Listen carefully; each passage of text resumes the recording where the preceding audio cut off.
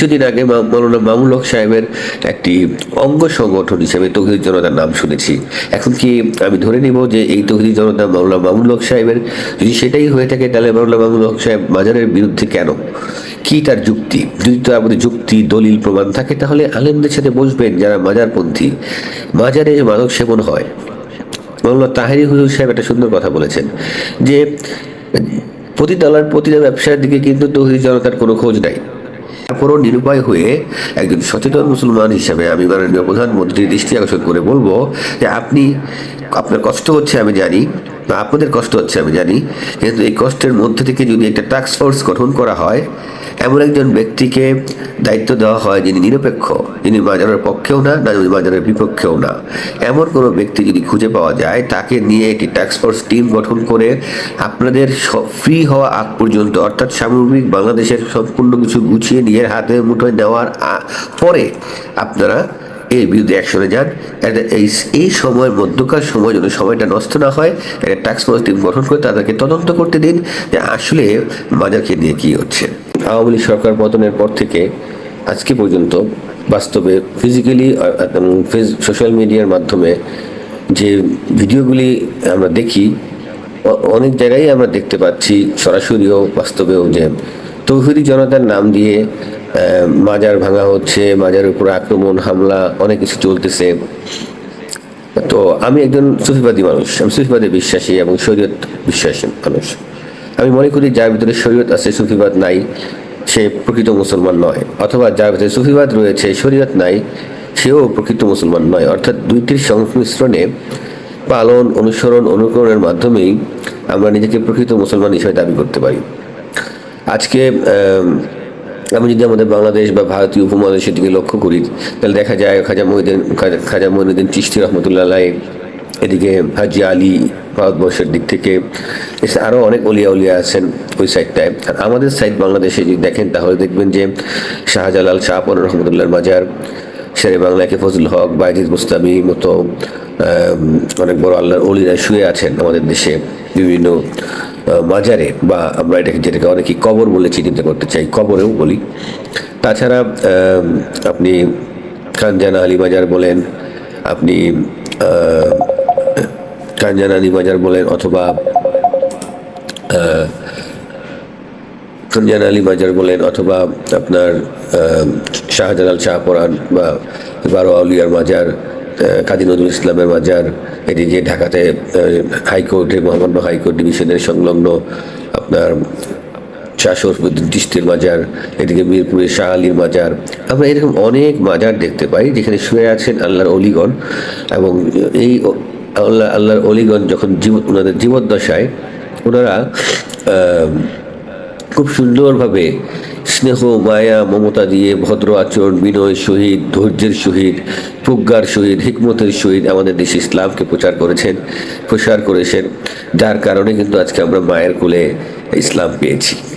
তো যাদের কারণে আল্লাহ পাক ও আল্লাহ রাসূল সাল্লাল্লাহু আলাইহি ওয়াসাল্লামের দয়ায় আমরা যে ইসলামটা পেয়েছি, তারা তো ইতিহাসের পাতায় স্বর্ণ অক্ষরে লিখিত, কেউ অস্বীকার করতে পারবেন না আমরা। তো যাদের কারণে আজকে ইসলাম পেয়েছি তাদেরকে যদি আমরা আমাদের স্মৃতিতে বা আমাদের ইতিহাসের পাতায় না রাখি তাহলে আমাদেরকে বেঈমান জাতি হিসেবে চিহ্নিত করতে কোনো দ্বিধা আসবে না। আমরা যারা মুসলমান তাদের একটা জিনিস মনে রাখা উচিত, আমাদের প্রিয় নবী হযরত মুহাম্মদ সাল্লাল্লাহু আলাইহি ওয়াসাল্লাম কিন্তু একেবারে শৈশবকাল থেকে শুরু করে ওনার ইন্তেকালের আগ মুহূর্ত পর্যন্ত উনি সব সময় মানুষকে, সেটা হোক মুসলমান হোক কাফের হোক অন্য যে কোনো ব্যক্তি, চেষ্টা করেছেন যে ধৈর্য মায়া মমতা সহনশীলতা ইত্যাদি দিয়ে ইসলামকে প্রচার করার জন্য তৌহিদের প্রসার করেছেন। তো আজকাল যেটা আমরা দেখি, আমি মাজারের পক্ষেও না মাজারের বিপক্ষেও না, তবে হ্যাঁ আমি নিজে মাজার জিয়ারত করি।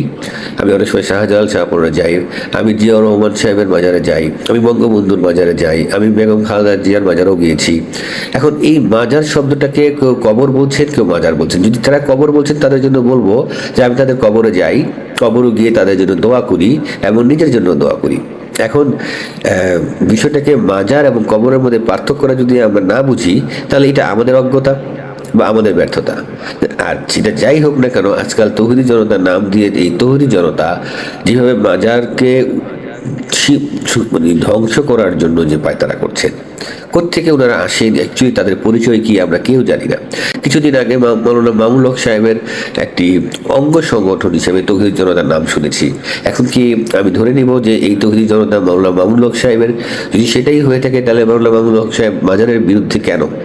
কি তার যুক্তি? যদি তো আমাদের যুক্তি দলিল প্রমাণ থাকে তাহলে আলেমদের সাথে বসবেন যারা মাজারপন্থী। মাজারে মাদক সেবন হয়। মৌলানা তাহেরি হুজুর সাহেব একটা সুন্দর কথা বলেছেন যে প্রতিটা ব্যবসার দিকে কিন্তু তৌহিদি জনতার কোনো খোঁজ নাই। ওটা বন্ধ না করে মাদক দ্রব্য সেবন হচ্ছে বিভিন্ন জায়গায়, এটার দিকে নজর না দিয়ে এই স্পেসিফিক মাজারের দিকে তাদের এত নজর কেন, এটা আমার জানা নাই। তো মাজার এখানে যদি কোনো অসৎ কর্ম হয় তাহলে সেটাকে পরিবর্তন করানো যায়, পরিবর্তন করানো দরকার। সেখানে যেন কোনো খারাপ কাজ না হয় সেদিকে লক্ষ্য রাখা দরকার। কিন্তু আমরা সেটা না করে আমরা সরাসরি মাজারকে ভেঙে ফেলতেছি, ডিস্ট্রয় অর্থাৎ ধ্বংস করে দিয়ে যাচ্ছি। আমার কাছে মনে হয় এটা একটা পূর্ব শত্রুতার জের, অথবা প্রতিহিংসা, অথবা অজ্ঞতা, বা এই জাতীয় কিছু একটা হবে। তাছাড়া একজন ব্যক্তি কখনোই সে পারে না একটা মাজারকে ভেঙে আইন নিজের হাতে তুলে নিতে। তাহলে কি আমি বলবো যে আপনারাও মব সৃষ্টি করে বিশৃঙ্খলা সৃষ্টি করছেন? না, যেহেতু এখন ক্ষমতাসীন দল আসছে, একটি রাজনৈতিক ক্ষমতাসীন দল দেশ চালাচ্ছে, তো আমাদের উচিত যে আইন হাতে তুলে না নেওয়ার জন্য। আইন হাতে তুলে না নিয়ে তৌহিদি জনতার, সেটার মৌলানা মামুনুল হক সাহেবের হোক অথবা অন্য কোনো সংগঠন হোক, সেটা কি কোনো জঙ্গি সংগঠন কিনা সেটাও যাচাই বাছাই করা দরকার। তো যদি জঙ্গি সংগঠন হয়ে থাকে তাহলে তো এই দিক থেকে আমাদের উচিত আগে এই জঙ্গি সংগঠনকে প্রতিহত করা। তাছাড়া সবচেয়ে বড় বিষয় হচ্ছে যেটা আমি যেটা ব্যক্তিগতভাবে মনে করি, যে কোনো কাজ আমাদের উচিত করার আগে নিজের সাথে নিজে একটু বোঝা যে কাজটা আমি করতে যাচ্ছি আদৌ এই কাজটা সঠিক কিনা। তবে যেহেতু এটি একটি সংগঠন, সেক্ষেত্রে এই ধরনের থিঙ্কিং বা চিন্তা ভাবনা আসার কোনো সুযোগ নাই। কমান্ড যেভাবে আসবে ওরা সেভাবে কাজ করবে। তাহলে আমাদের বের করা উচিত যে যারা মাজার ভাঙছেন বা ধ্বংস করতে চাচ্ছেন বা মাজারকে কেন্দ্র করে বিশৃঙ্খলা সৃষ্টি করতে চাচ্ছেন, তাদের উদ্দেশ্যে তাদেরকে বলবো যে আপনাদের নিজেদের পরিচয়টা আগে সমাজের সামনে সোশ্যাল মিডিয়ার মাধ্যমে হোক আর যেভাবেই হোক তুলে ধরুন। আপনারা অ্যাকচুয়ালি কোন দেশের নাগরিক, কোন দেশের মুসলমান, কেমন মুসলমান, কোন আকিদা আপনারা লালন করেন। যদি আপনাদের আকিদার সাথে মাজারপন্থীদের আকিদার মিল না থাকে, তাহলে যদি মাজারপন্থীরা ভুল হয়ে থাকে, তাহলে মাজারপন্থী যেহেতু আলেম রয়েছে তাদের সাথে বসুন। আইন আছে, ডিসি সাহেব আছেন, ডিসি সাহেবকেও দরখাস্ত দিন, ডিসি সাহেবকে নিয়ে বসুন, প্রধানমন্ত্রীর কাছে আবেদন জানান। তারপর আইনগত পদক্ষেপ নিয়ে এগুলি উৎখাত করার চেষ্টা করুন। আপনারা নিজেরা আইন হাতে তুলে নিয়ে শুধু বিশৃঙ্খলা সৃষ্টি করছেন না, একটি মারাত্মক রক্তক্ষয়ী সংঘর্ষের একটা দ্বার প্রান্তরে চলে যাচ্ছেন। সেদিন মিরপুর শাহ আলী মাজারে যখন আক্রমণ করা হয়, পরবর্তীতে কিন্তু মাজারপন্থী যারা আছে তারা প্রতি উত্তরে কিন্তু জবাব দেন, তারাও কিন্তু জবাব দেন। এতে কি হয়? এতে বিশৃঙ্খলা আরও বেড়ে যায়। এই জন্য আমি বলবো যে যারা মাজারকে পছন্দ করেন না, তারা মাজার না ভেঙে নিজে আইন হাতে না তুলে নিয়ে দয়া করে আপনাদের নিজেদের পরিচয়টাকে প্রকাশ করে আপনারা পর্দার সামনে এসে, নেপথ্যে না থেকে পর্দার সামনে এসে সুন্দর করে সরকারকে অবগত করুন। আমি ব্যক্তিগতভাবে মাননীয় প্রধানমন্ত্রীর দৃষ্টি আকর্ষণ করে বলবো, যদিও আমার উচিত না এই মুহূর্তে মাননীয় প্রধানমন্ত্রীর দৃষ্টি আকর্ষণ করা, কারণ তিনি ক্ষমতায় বসার পরে বিগত দিনের সরকারের রেখে যাওয়া বিশৃঙ্খলা, এলোমেলো কাজগুলোকে গুছাইতে ওনাদের অনেক কষ্ট হচ্ছে। এটা স্বাভাবিক, এটা আমি বুঝি যে এই মুহূর্তে যদি এই ধরনের একটা দায়িত্ব বা একটা অনুরোধ যদি আমি মাননীয় প্রধানমন্ত্রী বা বর্তমান সরকারের কাছে রাখি, তাহলে সেটা আসলে তাদের উপর অবিচার বা জুলুম হয়ে যাবে। তারপরও নিরুপায় হয়ে একজন সচেতন মুসলমান হিসাবে আমি মাননীয় প্রধানমন্ত্রীর দৃষ্টি আকর্ষণ করে বলবো যে আপনার কষ্ট হচ্ছে আমি জানি, আপনাদের কষ্ট হচ্ছে আমি জানি, কিন্তু এই কষ্টের মধ্যে থেকে যদি একটা টাস্ক ফোর্স গঠন করা হয়, এমন একজন ব্যক্তিকে দায়িত্ব দেওয়া হয় যিনি নিরপেক্ষ, যিনি মাজারের পক্ষেও না, মাজারের বিপক্ষেও না, এমন কোনো ব্যক্তি যদি খুঁজে পাওয়া যায়, তাকে নিয়ে একটি টাস্ক ফোর্স টিম গঠন করে আপনাদের ফ্রি হওয়া আগ পর্যন্ত, অর্থাৎ সামগ্রিক বাংলাদেশের সম্পূর্ণ কিছু গুছিয়ে নিজের হাতে মুঠোয় নেওয়ার পরে আপনারা এর বিরুদ্ধে অ্যাকশনে যান। এই সময়ের মধ্যকার সময় যদি সময়টা নষ্ট না হয়, একটা টাস্ক ফোর্স টিম গঠন করে তাদেরকে তদন্ত করতে দিন যে আসলে মাজারকে নিয়ে কী হচ্ছে। আমি আবারও বলবো, বিশেষভাবে অনুরোধ করব যে বাংলাদেশের জমিনে উলিয়াগণ আপনারা ইসলাম নিয়ে আসছেন, তাদের কাছ থেকে আমরা ইসলাম পেয়েছি, তাদেরকে তারা আমাদের ইতিহাসের পাতায় রয়ে গিয়েছে, আমাদের স্মৃতির পাতায় রয়ে গিয়েছে, তাদের ত্যাগ, তাদের সব কিছু, তাদেরকে অসম্মান করা, তাদেরকে এই মাজার ভেঙে দিয়ে তাদেরকে অপমানিত করার কোনো দরকার নাই। যদি আপনি মনে করেন মাজারের ভিতরে কোনো খারাপ কাজ হয়, তাহলে যারা করেন তাদের বিরুদ্ধে অ্যাকশনে যান, মাজার ভাঙবেন না।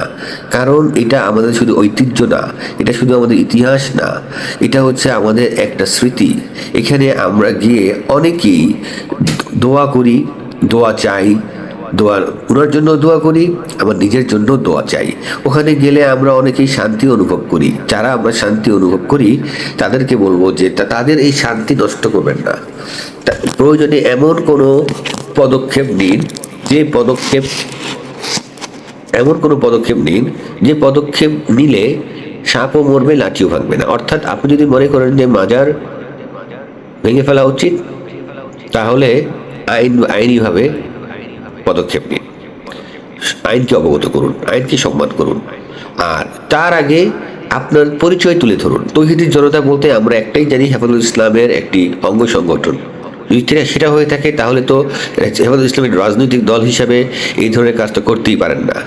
যদি সেটা জামাত ইসলামের কোনো অঙ্গ সংগঠন হয় তাহলে তো সেটা আরও নিষেধ। কারণ জামাত ইসলাম এখন প্রধান বিরোধী দল, একজন প্রধান বিরোধী দল হয়ে কখনো এই মাজার ভাঙা নিয়ে তার এত বড় একটা স্টেপ নেওয়াটা ঠিক হচ্ছে না। এতে করে ওনাদের জনপ্রিয়তা বাড়বে নাকি কমবে আমার জানা নাই, তবে আমার মতে কমা উচিত। এছাড়াও আমি যেটা বলবো সেটা হচ্ছে যে এই তৌহিদি জনতা যারাই হোক না কেন, সরকারের এইটুকু দৃষ্টি আকর্ষণ করবো সরকারের প্রতি যে আপনারা তাদেরকে প্রথমে চিহ্নিত করুন এই তৌহিদি জনতা কারা, আর তারপরে তাদের সাথে বসা, তাদের ঊর্ধ্বতন কর্তৃপক্ষ যারা রয়েছে তৌহিদি জনতার, তাদের সাথে বসা, আলেমদের গিয়ে বসিয়ে দেওয়া এবং এটা একটা সুষ্ঠু সমাধানে নিয়ে আসা। তার আগ পর্যন্ত আমার মনে হয় প্রত্যেকটা মুসলমান ভাই বোনের ধৈর্য ধারণ করা উচিত, যে অবস্থানে রয়েছে সেই অবস্থানে থাকা উচিত। আর এই থেকে শুধু দেশে শান্তি ফিরবে না, বিশৃঙ্খলা বন্ধ হবে না, শুধু এটুকুই না, এটা বরঞ্চ একটি ভালো কাজ হিসেবে গণ্য হবে। যাই হোক, আজকে এই পর্যন্তই। যেখান থেকে দেখছিলেন ভালো থাকুন, সুস্থ থাকুন, সতর্ক থাকুন। আসসালামু আলাইকুম।